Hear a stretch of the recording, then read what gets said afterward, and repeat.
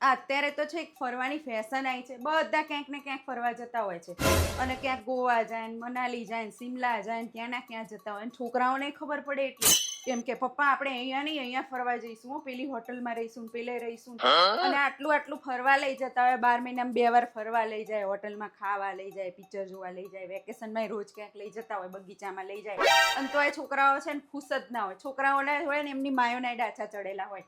એક અમે નાના હતા ને ત્યારે અમારા મમ્મીને અમે છે ને વેકેશન પડે એટલે નાનીને ઘરે જવાનું હોય, મામાને ઘરે જવાનું હોય, પછી ત્યાંથી કાકા બાપાને ઘરે જઈએ, માસીને ઘરે જઈએ, ફઈબાને ઘરે જઈએ, બધાના ઘરે વેકેશન કરવા જવાનું. અને જવાનું હોય ને ત્યારે આગલે દિવસ તો આખી રાત અમને ઊંઘ જ ના આવે, અને એમ કહીએ કે અમારે તો ગામડે જવાનું, ખુશી જ એટલી હોય, આખી રાત જાગીએ, અને જવાનું પાછું બસમાં હોય, ધક્કા ખાતા ખાતા 3 બસ બદલીને અમે ગામડે જઈએ, તો એટલી ખુશી હોય. અને આ છે ને ડાચા ચડેલા દુઃખ ને એવું બધું તો અમને કંઈ ખબર જ નથી પડતી, જોયું જ નહોતું. અને અમારા પપ્પાએ અમને મનાયા હોય ને અમે કીધું હોય કે પપ્પા આમ જવું છે તેમ જવું, એવું કશું હતું જ નહીં. અને અત્યારના છોકરાઓને તો ખબર નહીં, ખુશ રાખવા એટલે ખબર નહીં પડતી કે મુશ્કેલ થઈ ગયું છે. શું કરે તો ખુશ રહે, અને અમે એક હતા ખુશ જ હોઈએ, કશું નહોતું તોય ખુશ રહેતા હતા.